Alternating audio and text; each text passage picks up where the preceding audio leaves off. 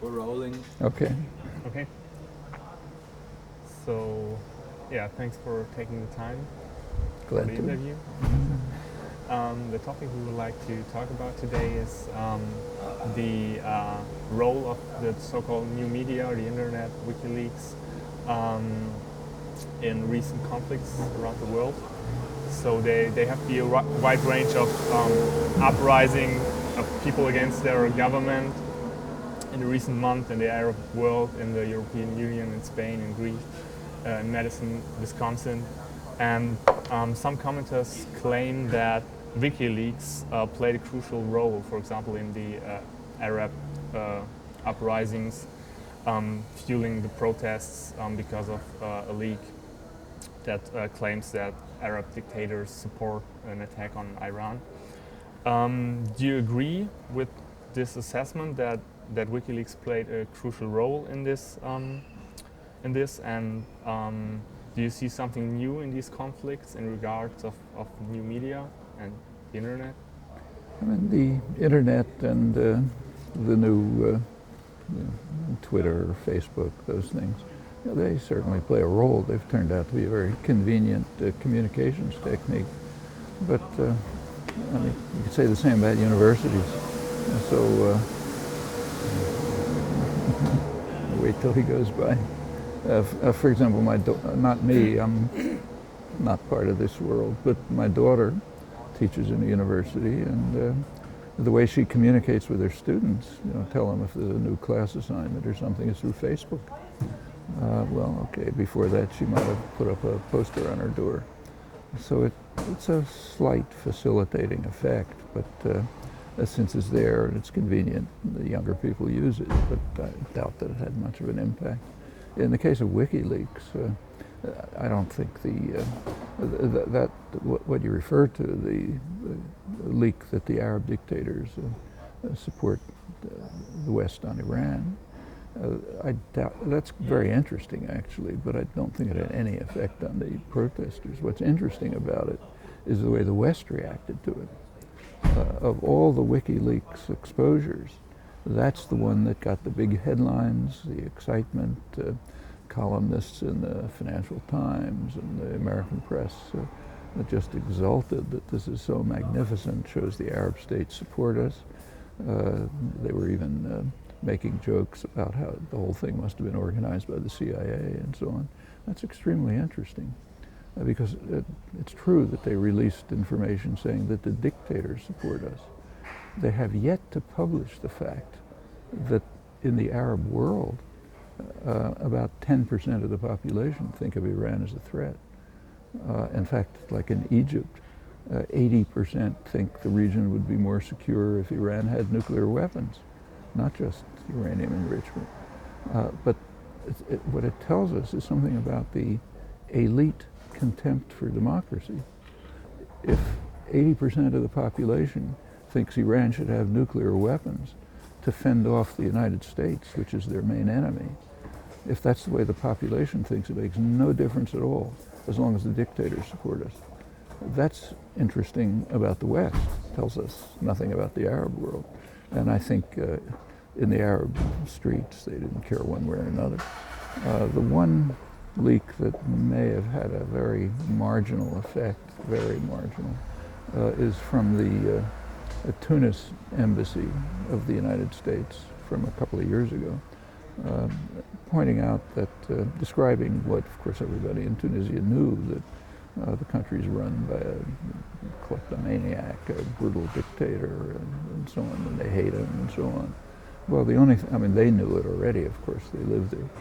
But what was of some interest is that it showed that the United States knew it. If the United States knew it, France certainly knew it. They have the whole place penetrated. It's a former French colony. Which means that the West was perfectly aware that they were supporting a brutal dictator who the population hates, but they didn't care. It's the same as Egypt and Iran.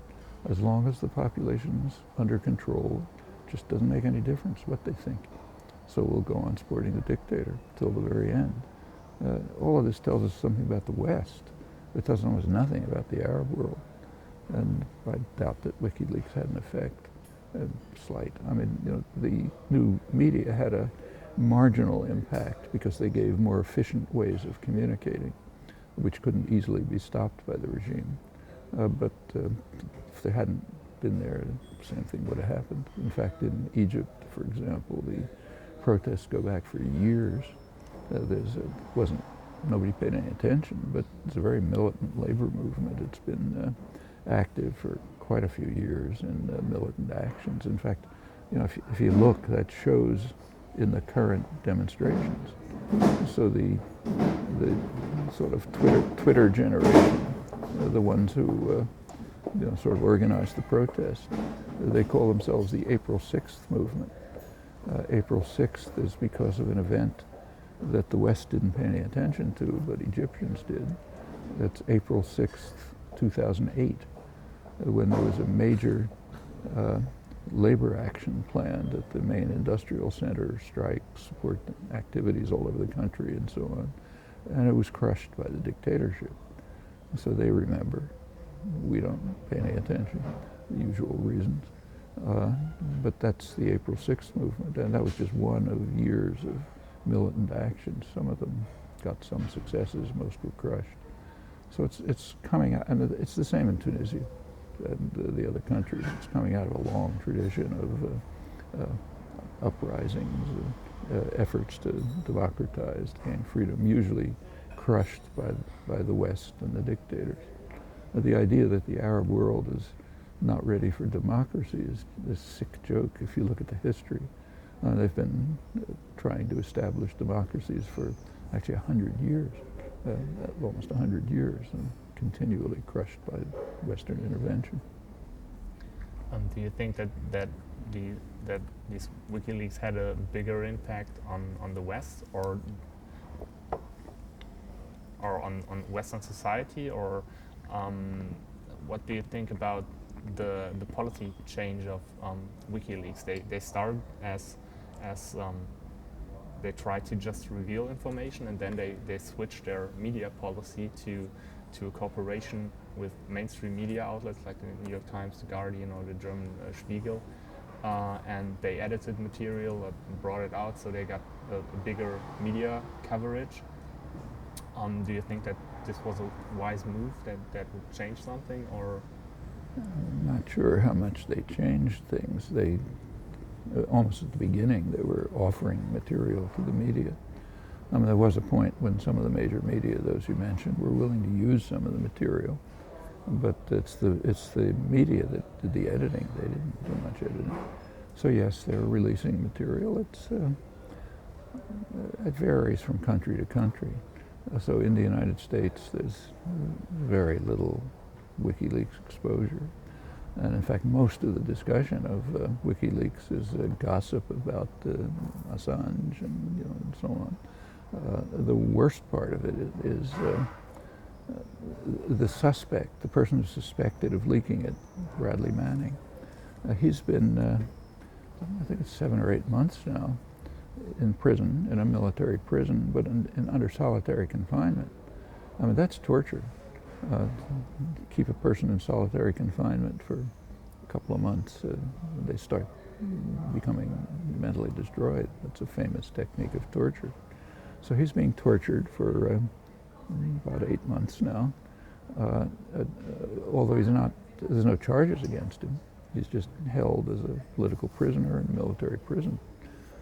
President Obama was asked about it by some journalists, and he assured them that the Pentagon had told him he's being treated very well, so it can't be a problem.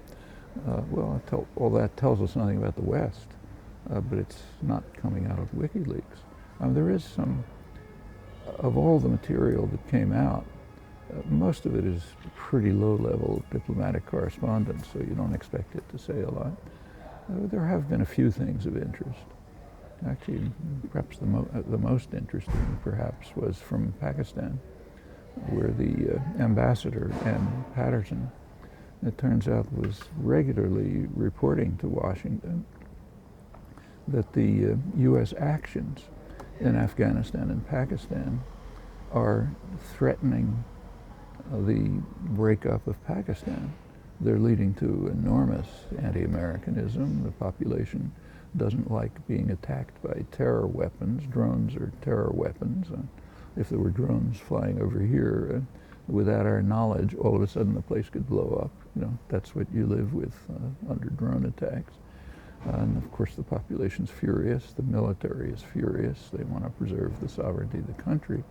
And it could, she kept reporting, pretty much what people who know anything about Pakistan say themselves, that if these policies persist, it might lead to the point of an army mutiny, might lead to the point of fissile. They have a huge nuclear program of fissile materials leaking into the hands of jihadis. They have a radical Islamist movement, and that would mean dirty bombs going off in New York and London.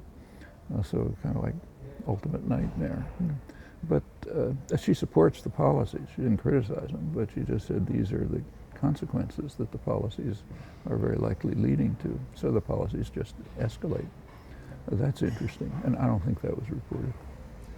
Well, when Bradley Manning revealed the information to WikiLeaks, he thought, at least that is what's being said, that this collateral murder video would change the way the policy of the Western states, of the U.S., but obviously that was not the case. These are the original leaks about the Iraq operations. Yeah. No, had no effect. And in regard to your propaganda model, do you think that this changes something, that we have more information than ever with new media? We have the Iraq protocols from WikiLeaks, but that doesn't really change the policy of the US. And in respect to the Pentagon Papers that Daniel Ellsberg. Well, the Pentagon Papers is quite different. Yeah. I was involved in distributing the Pentagon Papers and read them before they came out. But that was a record of 25 years of high-level planning. So that's quite different. WikiLeaks is low-level diplomatic correspondence. And when you read diplomatic correspondence, you have to be pretty cautious because it's well known, and the diplomats themselves are aware of it, that they report pretty much what they want the State Department to hear. If there are some famous cases of diplomats who've tried to tell the truth. Craig Murray in England is the most famous example. He's a very honest, serious investigator. He was sent as ambassador to Uzbekistan, and he started describing the horrors that are going on there. You know, the dictator boiling his opponents to death, all sorts of atrocities. The British Foreign Office didn't want to hear that. They were sporting as the dictator, so please don't tell us those stories. He was finally cashiered, thrown out, because he wouldn't tell the Foreign Office what they wanted to hear. Now, you know, any low-level bureaucrat who wants to get ahead understands that you better tell your superiors what they want to hear or you're going to get into trouble. So you have to read the cables with some degree of caution. And nevertheless, they tell you something, but it's totally different than the Pentagon Papers. I mean, that's high-level planning, U.S. intelligence for 25 years and so on. So what do you expect if WikiLeaks would have revealed information like the Pentagon Papers? They don't have that kind of information. Pentagon Papers were, they were constructed on the orders of the Secretary of Defense, Robert McNamara, to give a full history of the planning and execution of the Vietnam War back from the 1940s. And the researchers, people like Dan Ellsberg, they were supposed to give an honest accounting because McNamara wanted to know that. And they included all a lot of the documents, declassified. You know, they were all classified and so on. So that's like stealing the archives of some enemy state. Like if you occupy an enemy country and you get their archives, you know, okay, that gives you real information. But WikiLeaks is quite different. So what Daniel Ellsberg did was probably worse for the USA than what Bradley Manning was doing. And how do you see the difference in treating? I mean, Daniel Ellsberg came away just because he was lucky, I guess. Exactly. Daniel Ellsberg was on trial. Could have gone to jail for years. In fact, as it happens, I happened to be testifying at the trial on the day when the trial was canceled. What happened is that the judge in the trial, he certainly would have been convicted. I mean, there was open and shut case, but and the defense, which I was part of, was just putting on a political defense, explaining what's going on. But the Nixon, President Nixon, right in the middle of the trial, offered the judge a high political position, I think head of the FBI or something, and the judge didn't report it. But then it leaked out, so the judge had to declare a mistrial, and that ended it. And that's how Dan and Tony Russo, the person who worked with him, escaped punishment. The same was true of a lot of us. I was coming up for trial at the same time, and the trial was just called off after the Tet Offensive.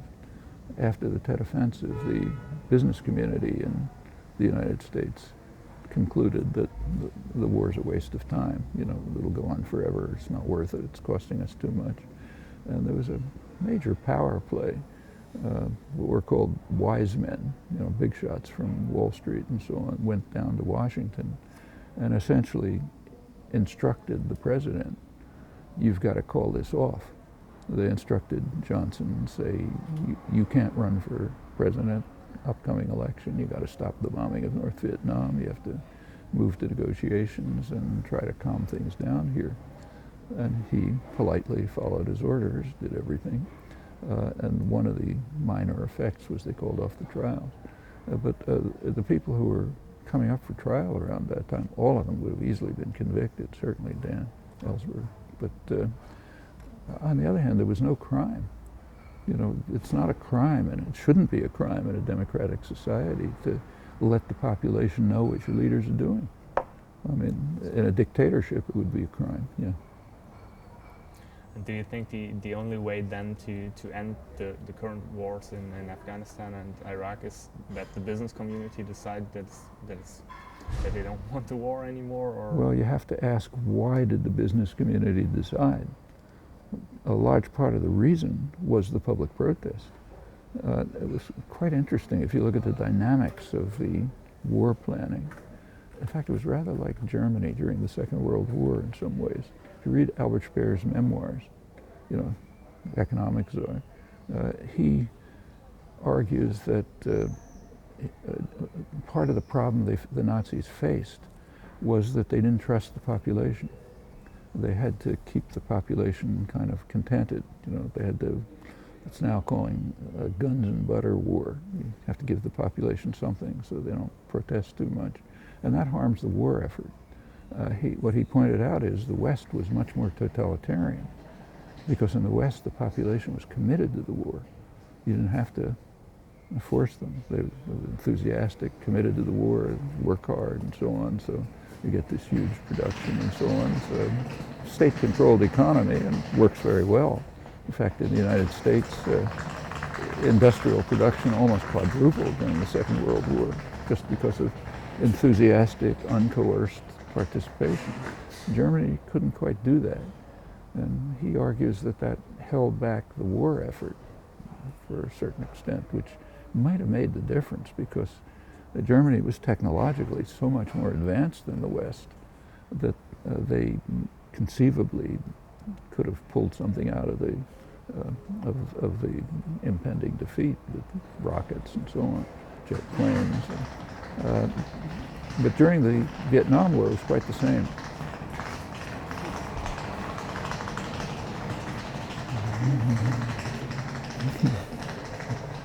That makes it realistic.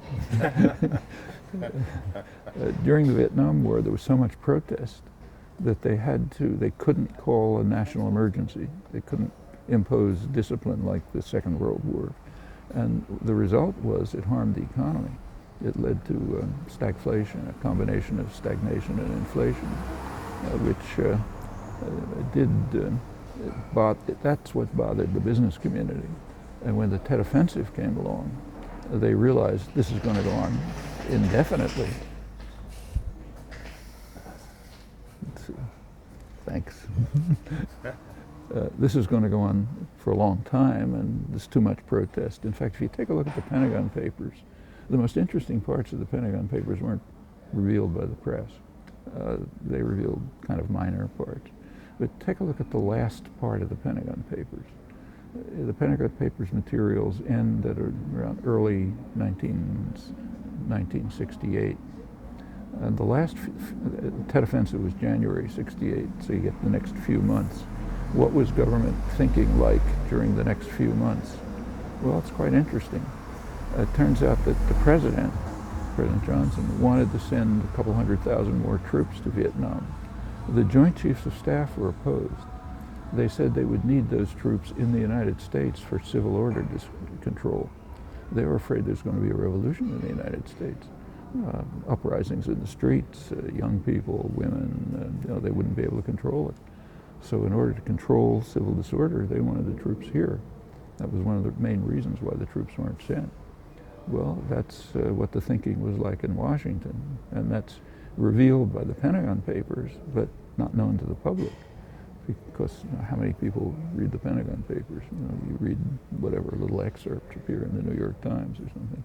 But and the same is true in general. I mean, I wrote about the Pentagon Papers right away. In fact, I had them, so I was able to write right away. But the parts I wrote about were never even published. What was published was sort of details about tactical planning in the late 60s and so on. But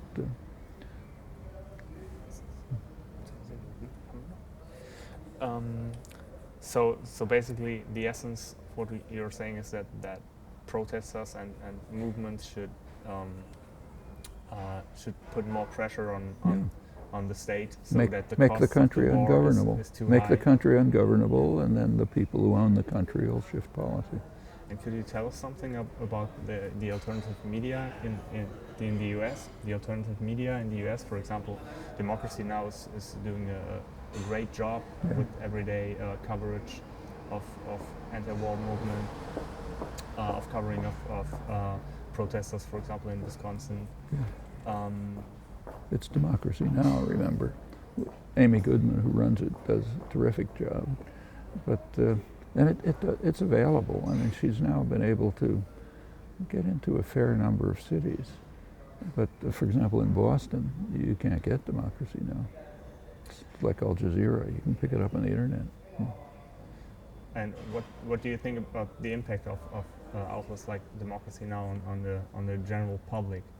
Well, it reaches a very small part of the public. It reaches essentially the activist public and the public that's sort of interested in trying to find out something other than what's on the front page of the newspaper. But most people don't have time or interest or even knowledge to go to those sources. I mean, take something much more. I mean, Democracy Now! Is really important, but if you want to follow what's going on in the Middle East, the best source is Al Jazeera. Highly professional. They're broadcasting, all the time, right on the ground. If you wanted to know what was going on during the attack on Gaza, they were broadcasting 24 hours a day from Gaza. You want to know what's going on in Tahrir Square, you go to Al Jazeera. They're there. They speak the language. They're professional and so on. There are, I think, 2 towns in the United States where you can get Al Jazeera.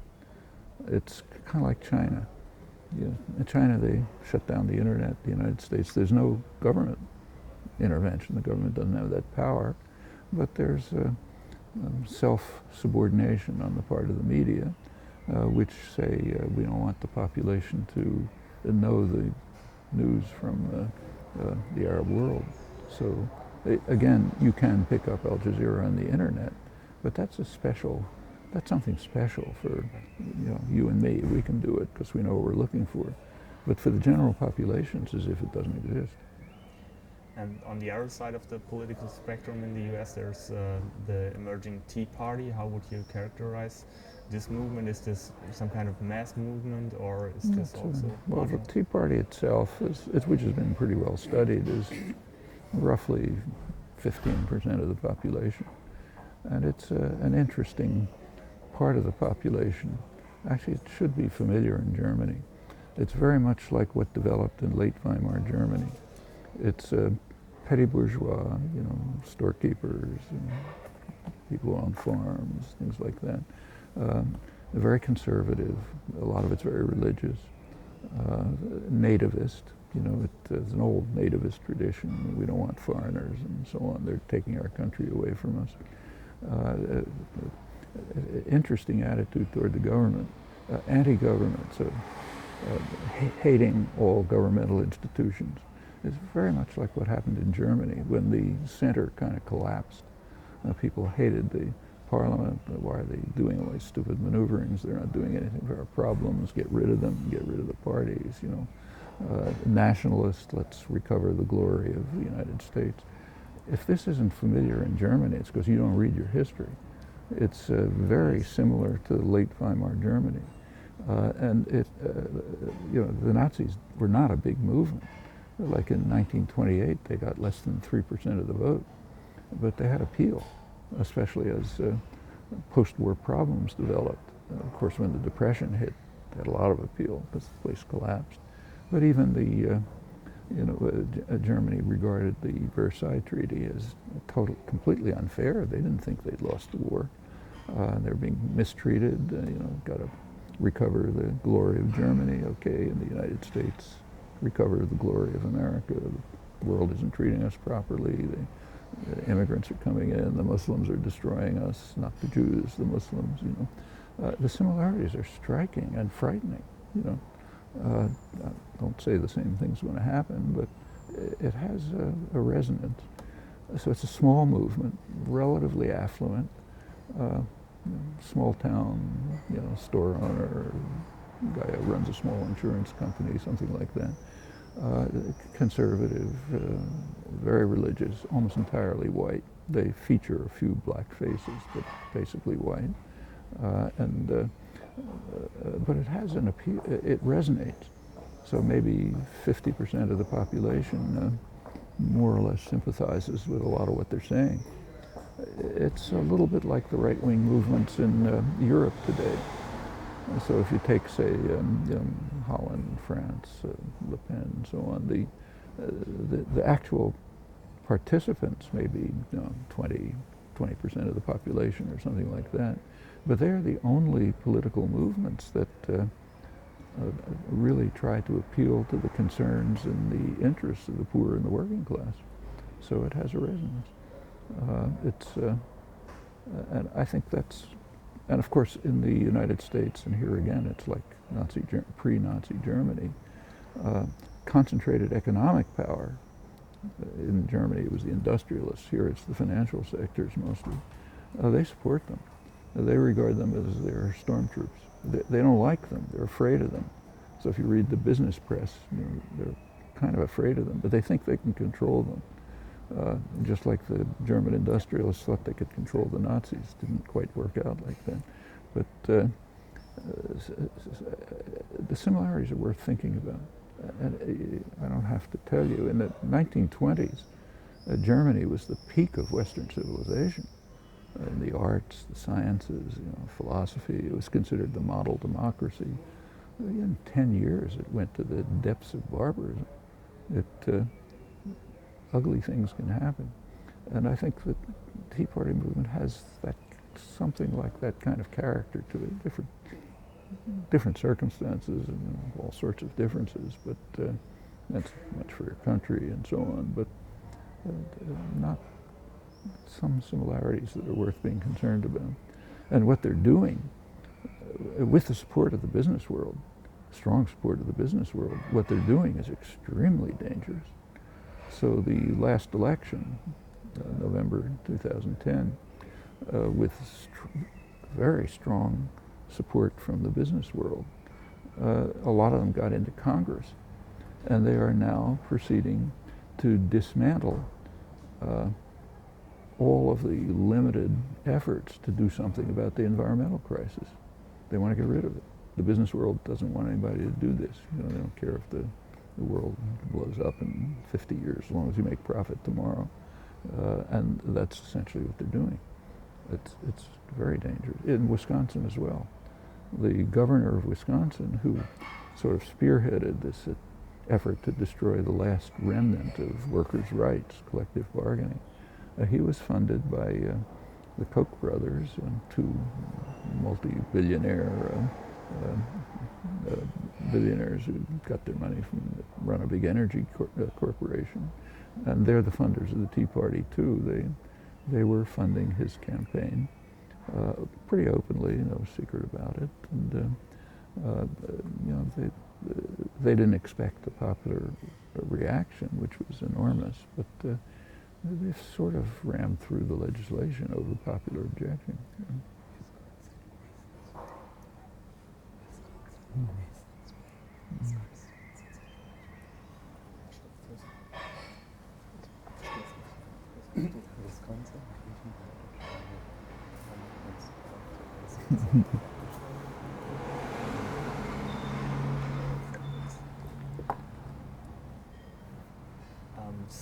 So the protest in Wisconsin, what is different about that, and was the Tea Party involved in there, or is this, would you say that this was classical unionist? The Tea Party was there. They were mobilized to try to oppose the demonstrations, but they were just drowned out. They were so small in comparison, so they were off on the side somewhere. This was just a very spontaneous uprising of the general public across the board, who were outraged by the attack on workers' rights. Actually, one of the most dramatic moments in the past couple of months was March, somewhere time in March. A message was sent from Tahrir Square in Egypt to the people of Wisconsin. It was sent by one of the main labor leaders in Egypt, Kamal Abbas, a labor leader for many years. He sent a message to Wisconsin expressing the solidarity of Egyptian workers with American workers. They were offering their support to the suppressed workers of the United States. It's interesting and symbolic. It was read in the squares in Madison, Wisconsin, which was pretty impressive. There were 100,000 people in the streets, occupied the state capitol for days, and it was with very broad support. I mean, you look at polls, a large majority of the population supported them. And it was a reflection of the general concern about the right-wing assault on basic rights. It's not the only one. There are others in other states where the same thing is going on. Right in Massachusetts, for example, where I live, which is a liberal, pro-labor state by U.S. standards. The state government is also trying to undermine collective bargaining rights, and there have been protests. So it's happening all over. There are protests. If they reach enough of a scale, they could shift policy. So far, it's been possible to kind of continue with the policies without regard to the large-scale public protests, but there can come a tipping point. Have you been following the emerging movements in Greece and Spain, and how does that compare, in your opinion, to Wisconsin? Phenomena like that? It's different. In Greece, both Greece and Spain are different. I mean, in Greece, there's massive public protests against the austerity programs, which are, they're going to destroy the economy of Greece. I mean, and everything will go down with them. But then people are objecting, but they don't really have, they're not posing an alternative, really. They're just opposing what's happening. In Spain, the protests are very impressive, but they're mostly young people. There doesn't, as far as I can tell, there's not much labor union participation. And what they're calling for is quite feasible political changes. So they want to change and reform of the electoral laws, things like that. I don't think they're calling for, at least I haven't seen, calls for real socioeconomic changes.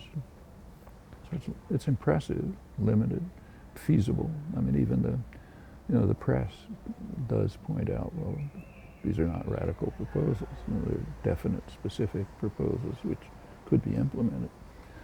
Wisconsin was quite different because the circumstances are different.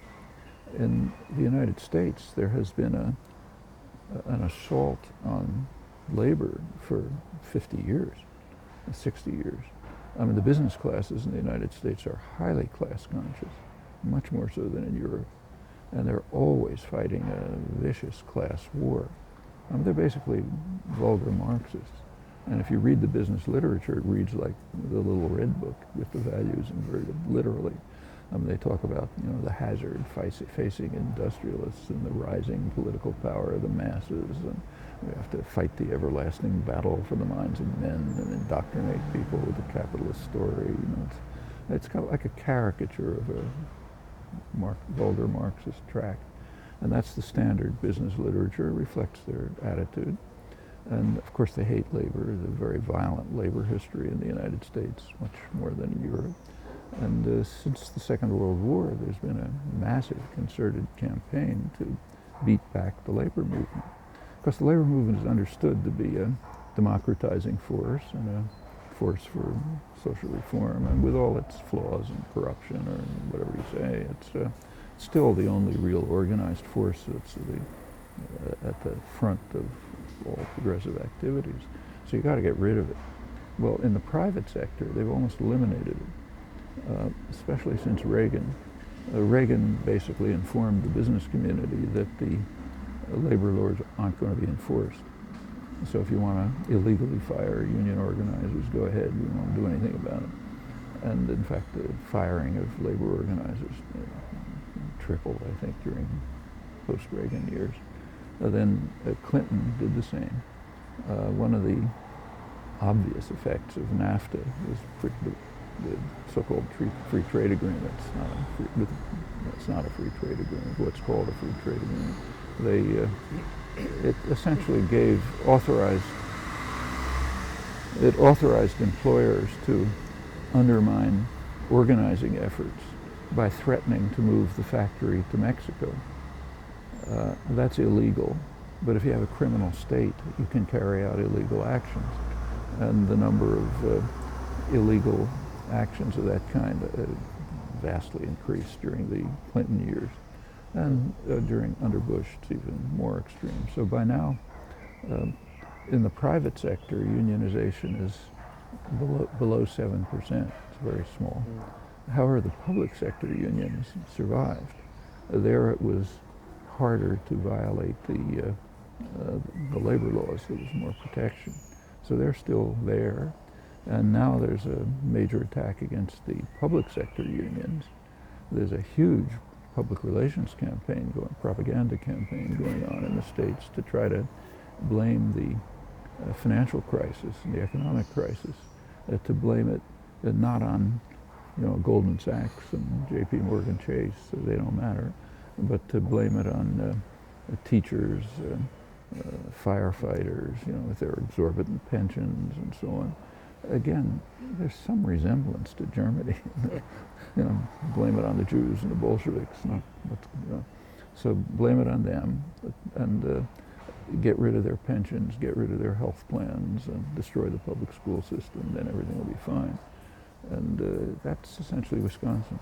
And it's not just Wisconsin, it's Ohio, Indiana, other states. So the main way of doing it is eliminating collective bargaining, which is like the core of labor rights. But blame it on them. To some extent, it's succeeding. And maybe we could wind up this part with 2 minutes on what organizers can and should do. Well, what they can and should do is in fact demonstrated in Wisconsin, except it wasn't done by organizers. It just exploded, and then organizers took the opportunity and helped it along. And there were quite a few of them, ranging from the labor movement to the IWW, which actually was organized. It has some remnants, and They are even here. Yeah, good. Well, actually, I'm probably one of the few people who not only is a member, but who's the son of a member. You know, that's unusual. But but there was, you know, people did take. I mean, there is an organized militant labor movement, small but there, and other popular movements moved in. Like there was tremendous support for the teachers and others. We have to remember there's another thing going on that's in the background. That's the effort to destroy the public school system, which makes it easier to attack teachers' pensions. A huge propaganda. Actually, Obama is almost as much involved in this as the Republicans, to try to dismantle public education. It's very striking what's happening. This was, you know, one of the real jewels of American society. It's the first country to have had an extensive, successful real public educational system, mass education. It goes back to the 19th century. But it's under attack. At the higher education level, universities, by now it's under very serious attack. So in more than half the states now, the public universities get most of their funding from tuition, not from the government. In California, which was the jewel of the system, a great higher education system, it's being destroyed. They built prisons instead. What? They built prisons instead. Build prisons instead. Well, that's for the poorer people, the blacks and the Hispanics. But for the rich, they can go to college, but huge. The tuition at, say, the University of California is almost the same as the rich private institutions. So the major colleges will probably be privatized. They're like Ivy League colleges, you know, Yale, Princeton, and so on, and the rest of the system will just decline.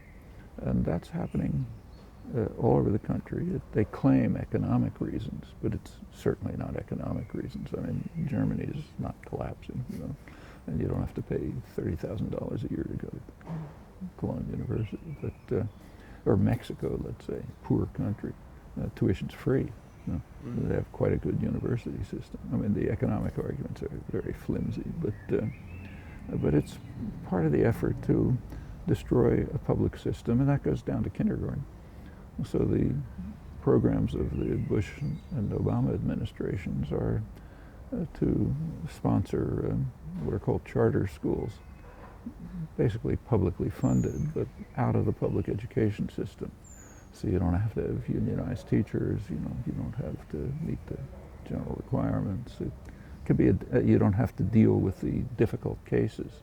Like the public school system, a very good aspect of it is it takes care of everybody. If a child has a learning disability or whatever, the public school system takes care of it. The charter schools can ignore that. They can do what's called cherry picking. You pick the good students. Even with that, they don't have better results. It's a lot of studies. But it kind of, it undermines public education. A narrow goal is to eliminate unions, but there's a much deeper principle involved, which is never talked about. The public school system is based on a principle that is considered highly subversive, namely you care about other people. Solidarity, mutual support, you got to drive that out of people's heads. So in a public school system, let's say, I don't have children in school anymore, but I pay taxes so that the kid across the street can go to school. And that's a very dangerous idea. You got to eliminate that. And in fact, this has been going on literally for a century and a half. You go back to the mid-19th century, and you read the very lively working class press at the time. One of the things they were condemning, 1850, is what they called the new spirit of the age. Gain wealth, forgetting all but self. That was the new spirit of the age in 1850. Well, they're still trying to drive it into people's heads. That's Ayn Rand and that sort of thing. I guess, as usual, we should then proceed to do the contrary. Always do the contrary. Actually, the attack on Social Security is exactly the same. Okay, There's I no think- fiscal problem, but it's based on that same Yeah. conception of solidarity. Yeah, with these words, I think we Yeah. can conclude this part and move on to the next.